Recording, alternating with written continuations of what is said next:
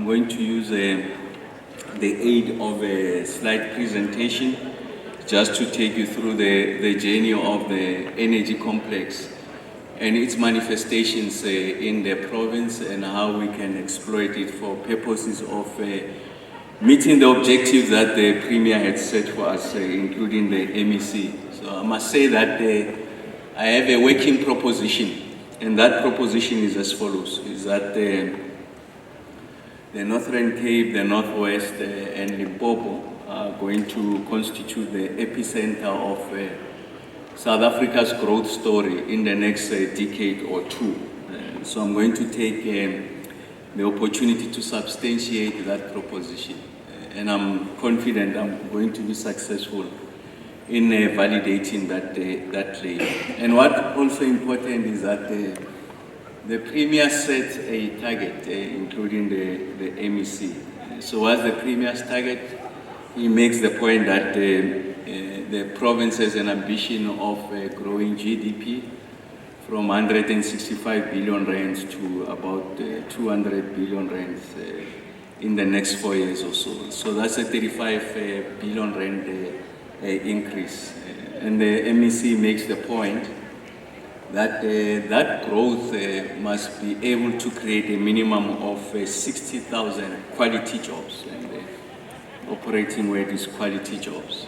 And I'm going to surface how the electricity complex can contribute to that. And Premier must make the point that Tammy and Hendrik, I'm not sure their modeling really justifies, or does justice rather, to the numbers I'm going to share, because I can imagine that the team would have used conservative numbers, because I think the level of ambition could be, at least in theory, significantly higher. But of course, I've not been exposed to that modeling, or perhaps it's a question of under-promise and over-deliver, and I think that's a safe option, Premier, going that route. So I'm going to try and provide some degree of justification on how we can look at this. Premier, there are three things that we are responding to. So on the supply side, so we are responding to the issue of energy availability. There is no firms that they will open, new firms that will open, or firms that will increase capacity utilization for as long as the lights are off and the electricity is expensive. And then the second one that we are offering on the supply side, Premier, is the amount of mineral endowments that are going to undergird the decarbonization agenda. Remember that South Africa has become the most industrialized economy on the continent on the back of fossil fuels. I'm making an argument that we're likely going to maintain that position. Hitherto has been unassailable. Of course, there are other contenders from the north, west, and east of the continent, but we can shrug them off for as long as we are able to ensure that there's transformation of these minerals at source. And I'll share with you why I think the country, and in particular these three provinces, are best placed. Remember, I've made a proposition at the beginning.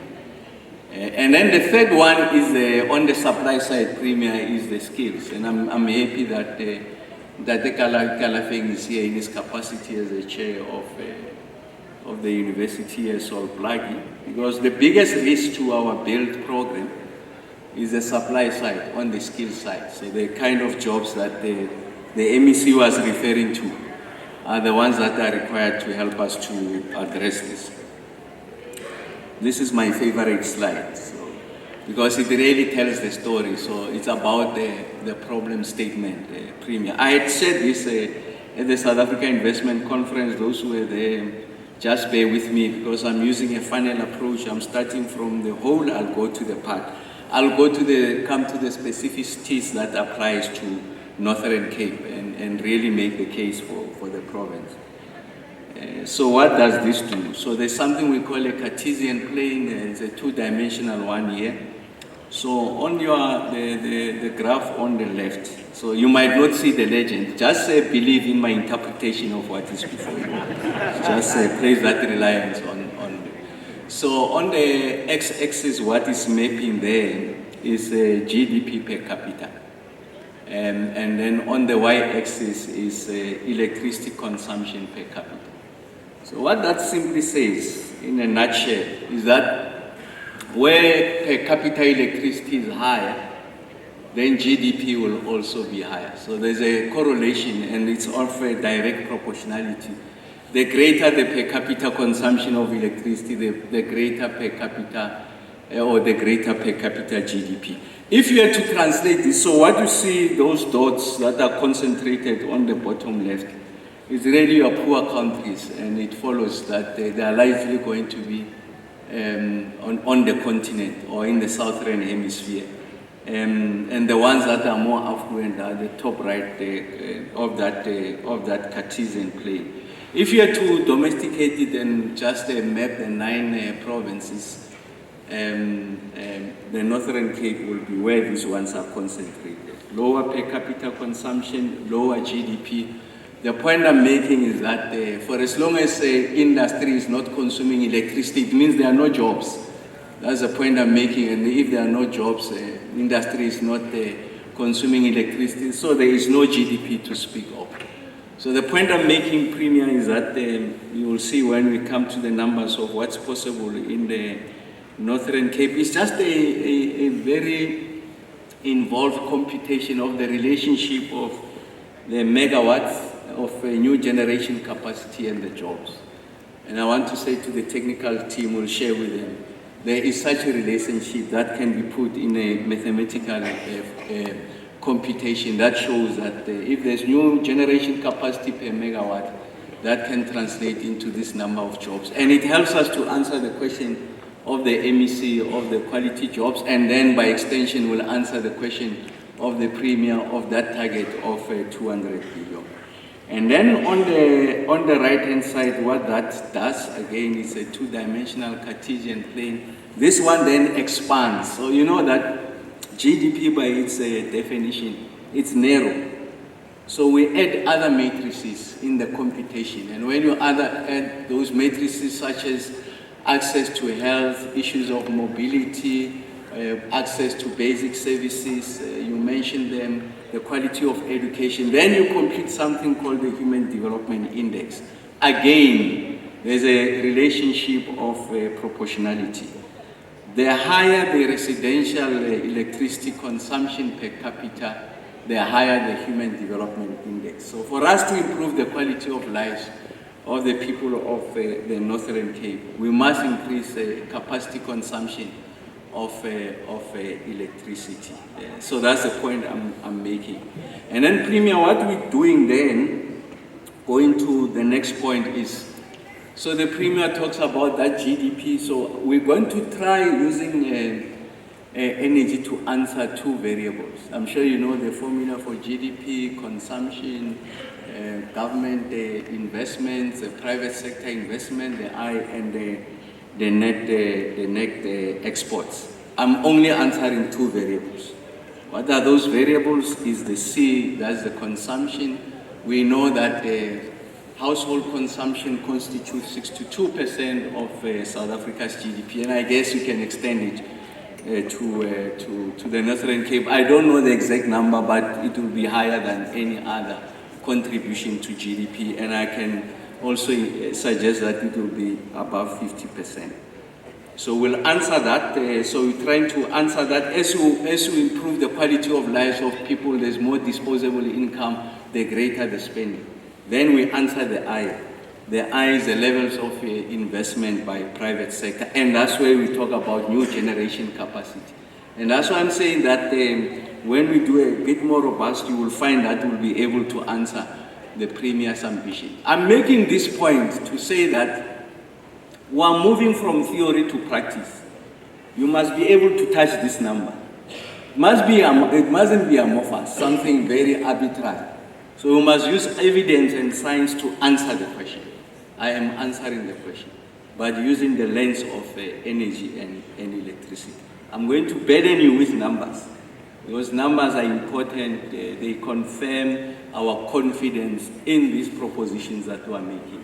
And I'm giving you an opportunity to repudiate what I'm saying, but we've got an intellectual duty to show me what figures are you relying on? And quote who is the source, because I'll tell you who the source of this is. No, it's an important part, because government must not be undermined to be thinking that this chap just sit in a smoke field and then they thumb suck. There's a science that they underguess this. So what this says, as I move to the actual numbers now, we're answering 4 questions.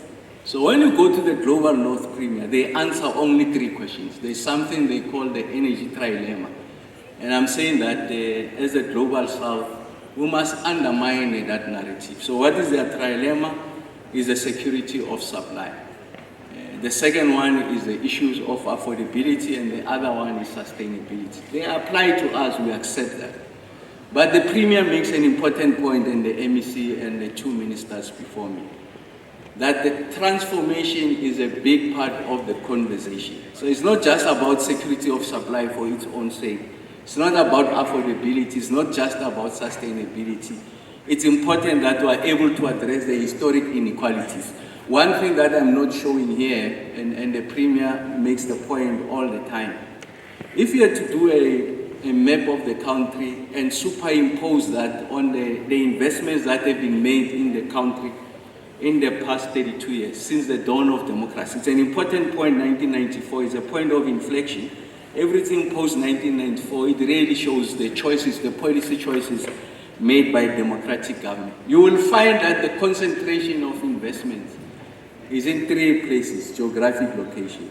It's in the metro province of Gauteng, it is in eThekwini, and not just the greater KZN, and it's also in Cape Town. Those 3 areas account for over 65% of the investments that have been made. And there is nothing of significance that is here in the Northern Cape. And that's why in the quadrilemma, when you answer the question of transformation, it's also about spatial inequities. That there's 240 billion rands of investment made. When you fly coming landing here, you see all these investments, these solar parks. But the jobs are not here, the jobs are somewhere else. I'm talking about the quality jobs. You only realize them when you do construction, but the rest of the life of the plant, these jobs are not here. They are being administered somewhere and all of that. So it's a conversation that ought to be had. So when you say, when Minister Tau and the MEC makes the point that we must beneficiate at source, then we must answer the question, what does it take for us to beneficiate at source? And we'll make that point.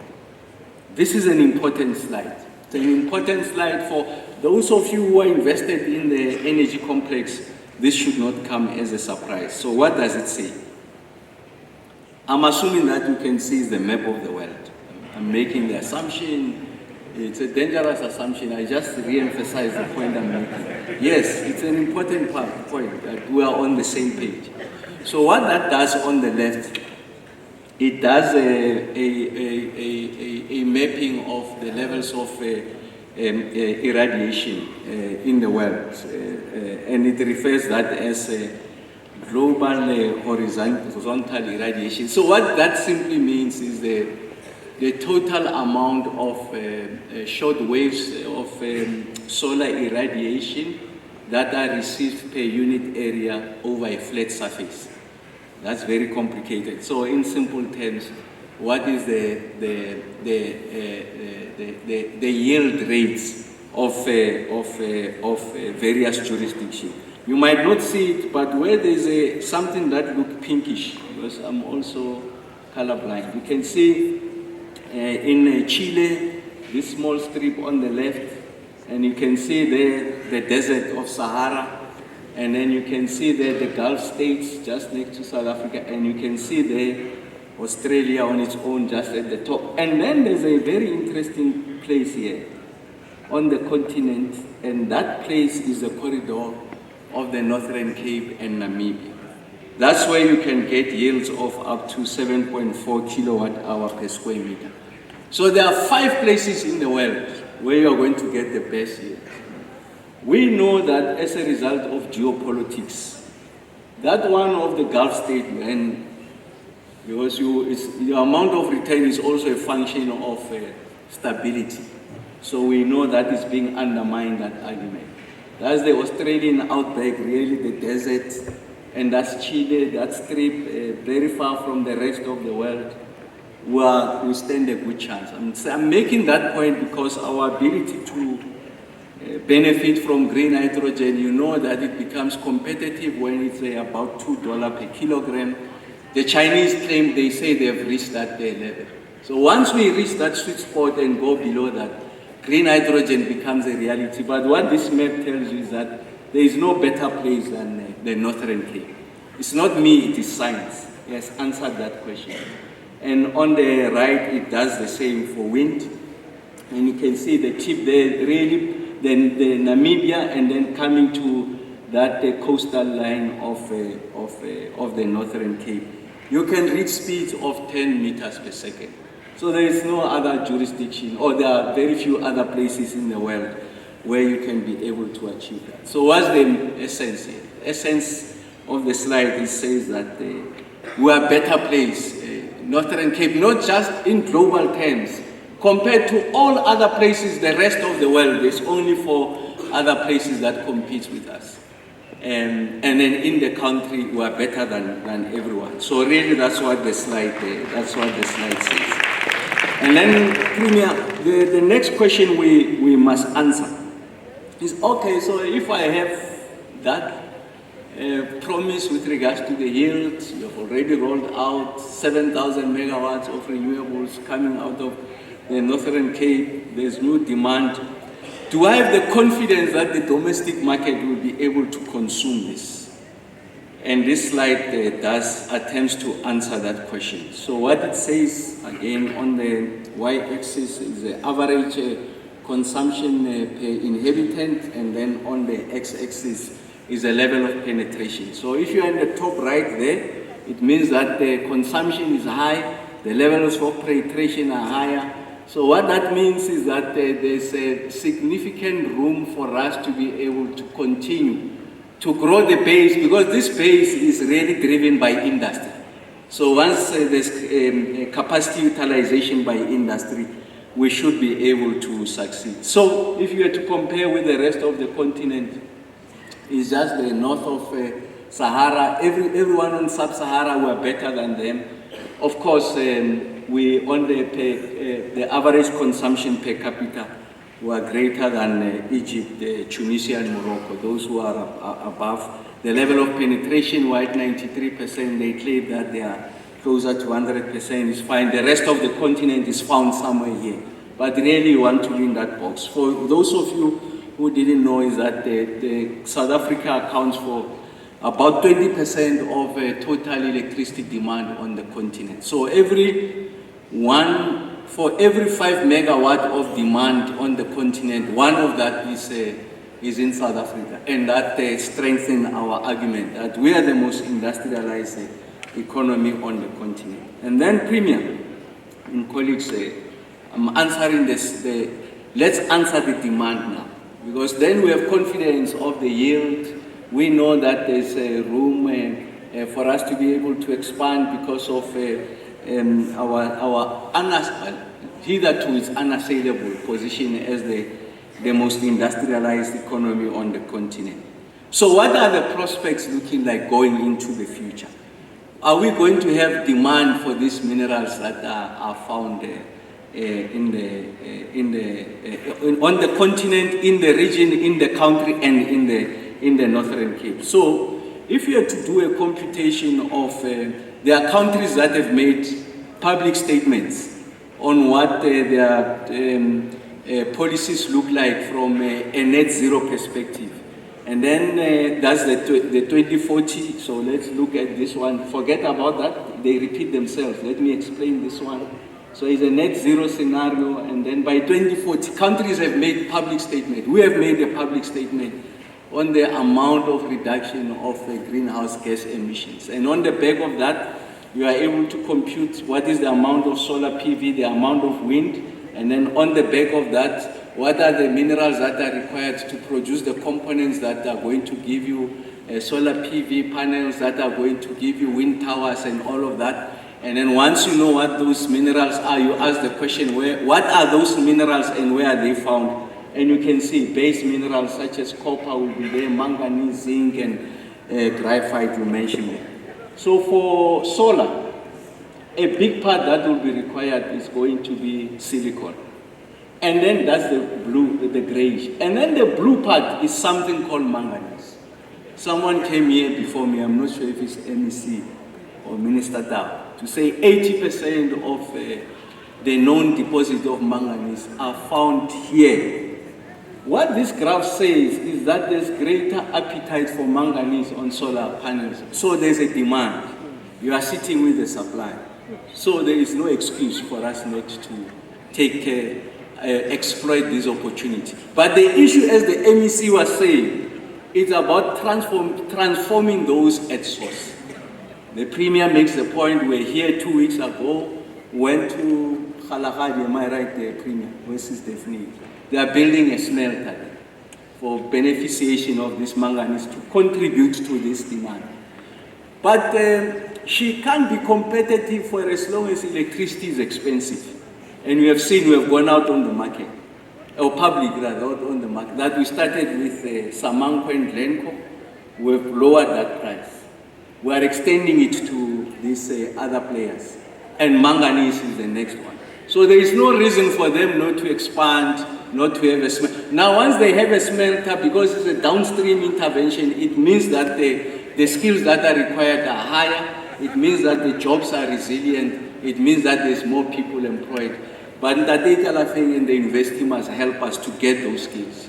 So there has to be that alignment. It has to be deliberate on how we're doing. So I'm using the example of solar PV. Then you can extend it to battery and the like. We don't have time. I would not go that. I thought I must just use one. And then we have done this. If there's an investor here, okay, I hear you. You have shown me the supply side. You will respond to the skills. You have the endowment. But it's like you are chancing. Have you ever done this before? We have done it since 2012, when we started with the bid window process. So we can see the number of, the total amount of installed capacity, 6 gigawatts of a utility scale, renewable energy, independent power producer procurement program is in place. Over 7 gigawatts of installed embedded generation, and over 4 gigawatts of private PPAs. So we have done it. This is important because what that means is that the financial architecture, the legal system, the skills that are required are already in place because we have been doing this for the past 12 years. So when you come into the South African space, you will not have to think differently about where am I going to source the skills. Does the legal environment support what I'm doing? Is there sufficient liquidity in the South African market to support this? I'm saying we've done it. And this market has matured. So we've got over 12 years of experience of doing. So you know that will benefit from last move advantage. That's the point that the slide says. And that's why I'm confident that the Northern Cape will succeed. But there are additional things that we must do. Minister Ndabeni and the MEC makes the point. So what government must do must ensure that they reduce red tape. And by really red tape, let me bring it closer to home. To ensure that the sites are permitted, the issues of servitude, right of way, water use license, the speed with which you grant those permissions, or at least provide an answer, is important. And you can further de-risk these programs by ensuring that the state does the groundwork ahead of players coming into the space. As we are doing on the transmission, we are doing what we call last stage procurement. By that we mean, when we say build a corridor of transmission line, already we have secured the right of way. Already the EIAs are in place. All the permitting and regulatory things that will be required that can undermine the speed with which you are going to invest have been removed. All you do, you just bring yellow plant and you start to do the actual work. That's the point I'm making. And then really the other point we're making is that we're building big lines now, 740 kV lines. We want to connect to the rest of the continent. So what you are seeing, you will see that South Africa has been the battery of the entire continent. the South African energy power pool. So the degree to which we are interconnected to the region is improving. We are improving transmission lines. That is important because we are going to introduce a significant amount of new generation capacity. The domestic market is not sufficient to take all of this new generation capacity. We must look beyond the administrative and political borders of the country, and then the region is going to become an area of demand. So the point I'm making is that when you invest in South Africa and the Northern Cape, it's not about the domestic consumption, but also about the regional consumption. And then just the slide, you will see that we're going to increase the share of solar PV. Will go out in the next 2 weeks on new generation capacity.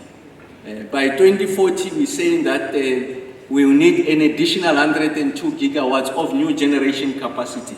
And about 34 gigawatts of that will be wind, 24 gigawatts of that will be solar.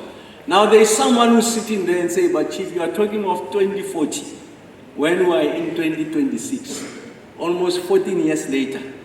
That's the proportion, the level of horizon that you think of when you speak energy terms. When we want the nuclear, and we announce procurement tomorrow, you are going to get those megawatts in the next 8 to 10 years. But the planning must be done today. Why did we have load shedding? It's because we were told in 2007 that at the rate at which, 1997, 1997, not 2007, at the rate at which consumption is growing. That's domestic consumption, because the democratic government says, I'm going to connect everyone. We have 51% level of penetration, we want to get to 100%. It's going to place significant demand on your generation capacity. At that point, it was excess generating capacity and very cheap because it was excess generating capacity. And at the rate at which you want the economy to grow, we are going to run into serious problems 10 years later because you will not have sufficient generation capacity to meet that demand. What did we say? Say that's too far in the future. The market will resolve that. Come 2007, load shedding visited us. So it's a function of poor planning and just an inability of the political actors like myself, in contemporary terms, just to accept that science is answering these questions. And just believing in ideology, dogma, and emotions that no, the market will resolve. Doesn't work that way. The state has a duty to respond to that. And the state cannot be retrenched. The state must take a center stage in resolving it. So when I talk 2040, I really mean we want sufficient headroom for this economy to grow. We need to move its speed. But the point I'm making is that we are going to structurally tamper with the composition of the mix. Now as I speak to you, coal accounts for about close to 75 to 80% of our generation capacity. When we get to that 2040, renewables will be about 60% of that. And where are we going to get that new generation capacity? I just showed you the map at the beginning, that the healthiest renewable energy assets are in the Northern Cape. So you must answer this question of 35 gigawatts. And as you answer the question, you must say, where will we, how are we going to address the opportunities on the supply side to meet the agenda of the Premier and the MEC. This was spoken of one of the panelists, our sister from one of the departments, but my sister, he was the only flower here. She was making the point around the enablers, battery, hydrogen. So I really don't want to repeat because she has made the point eloquently and with authority. So let me leave that. This is really what we have achieved in the Northern Cape. There's nothing new. Now, as I close, I'm talking about some of these opportunities, Premier. So what we're talking about is these corridors. So we're going to build those corridors from a transmission line. You can see almost all of them, the Central Corridor, the Northern Corridor, and all of that, they are going to pass in the Northern Cape. So when you see them as big transmission lines, now we're going over 780 kV lines concentrated in the Northern Cape, it means that the jobs should be in this place, but we should have sufficient supply side to be able to meet this demand. I make the point to the Premier that at the rate at which the energy complex is evolving, he's going to sit with a new crisis. I told you what with the work we're doing, the Premier is doing. As an example, Kgalagadi, the smelters. He made the point Vedanta is coming, they want to do smelters. That's zinc. 160 kilowatt of smelter capacity that will be required. The direct jobs there is about 5,200. I'm not accounting for this new generation capacity that we are going to build, this 35 gigawatts. I'm saying to the Premier, he's going to sit with the crisis. What is that crisis? You have huge land and very few people. The crisis we want to create for the Premier is for the Northern Cape not to have sufficient people to work in this project. It's a nice problem. Then we start to import them from Gauteng, they must come back because the jobs are here. Because what we are doing now, we're exporting everyone. Everyone who graduates, even from the Sol Plaatje here, to look for an opportunity, they must go to Gauteng. So there are the pushing effect as a result of absence of opportunities. This must be the center of gravity for new opportunities. I'm answering the energy question. And I'm saying it is sufficient to give you confidence that we are moving in the right direction. Here really I'm giving you account of what we have been doing. I really don't have to burden you. Where are these projects? Where are they located? I'm talking about the future. As I conclude, I think it's not necessarily the penultimate slide. I think there are 3 that are left. Where are these opportunities? 2 big opportunities. The first one is on the data centers. So working with the Premier and the MEC, we are designing a framework is going to enable for data centers to locate here. There are 3 things that are required. Is that the availability of interconnectivity. So Premier always makes the point that the SKA carries one of the biggest volumes of data. So that infrastructure is already there. Then we need water. Of course, here we recycle the water. So we are not going to consume it all the time. We recycle it.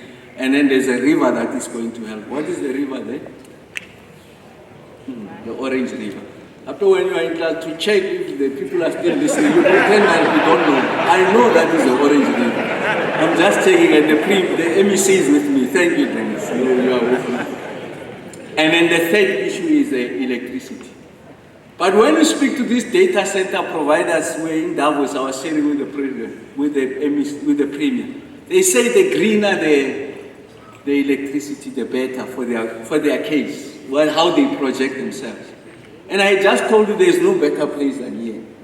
And we anticipate conservatively you will need about 400 megawatts of new generation capacity. When we were talking to others the other day, they were telling us that their numbers, the players here, places they made 2,000 megawatts. I said, that's not a problem. In the Northern Cape, we should be able to answer that question. So what we are saying, you are co-locating generation next to consumption. You are undermining technical losses, but you are also concentrating opportunities in that geography. The point I'm making is that we must also weaponize our geography. You can see now, in the current geopolitics, they weaponize geography. I close the strait. Yes. That's how you weaponize. I'm not saying it's right. Hey, Kgosientsho, no, I'm just saying they are saying, I'm just quoting what is in public. It's not my original thought. But I'm saying we weaponize our geography. Because the first map tells you, there is no amount of money that is going to change the map I told you. It's a function of geography. You can be the richest person on the world. You can't move the presence of the sun, its intensity from the Northern Cape to Europe. It doesn't happen. We have that advantage. That's the point we're making. And then the other one is really it's about the beneficiation. And the last one, this is the last slide. I'll not go deep. We worked with Hendrik on this. We are proceeding now with the IPP office to do the energy part. What is an energy park? So it's a deliberate government strategy to say, as part of your determination for new generation, I'm designating this area, I'm going to favor it, I'm going to privilege it in relation to grid access, I'll privilege it in terms of the speed with which we provide all the permitting and license, but I further subdivide it. So I think the team is working on about anything between 1,000 to 1,500 megawatts of energy park. It's a combination of PV and battery. And then let's work on 1,500, and then I'm subdividing it into 500 or 3 or 6 of 250 megawatts of plant. And you say for anyone who wants to come into this place, you must meet the following. You could be a youth-owned, you could be female-owned, you could be Northern Cape-based, or you could be any of the following. Is the state using its buying power to ensure that there's transformation and not just leave it to the market? Because the primary consideration of the market is not the transformation, it's the returns to the shareholder. But the state has got another duty. The state has a duty to ensure that we maximize participation, that there's a fundamental alteration of the economic relations of society. And the energy complex is going to help us. And the Northern Cape is the one that is going to help us. That 200 billion of GDP growth in the next 4 years will be achieved. And I want to argue will be exceeded. These 60,000 jobs that are required, as the MEC has said, quality jobs, will not just be met, but will be exceeded because we'll be working together as a family of the Northern Cape. Thank you very much.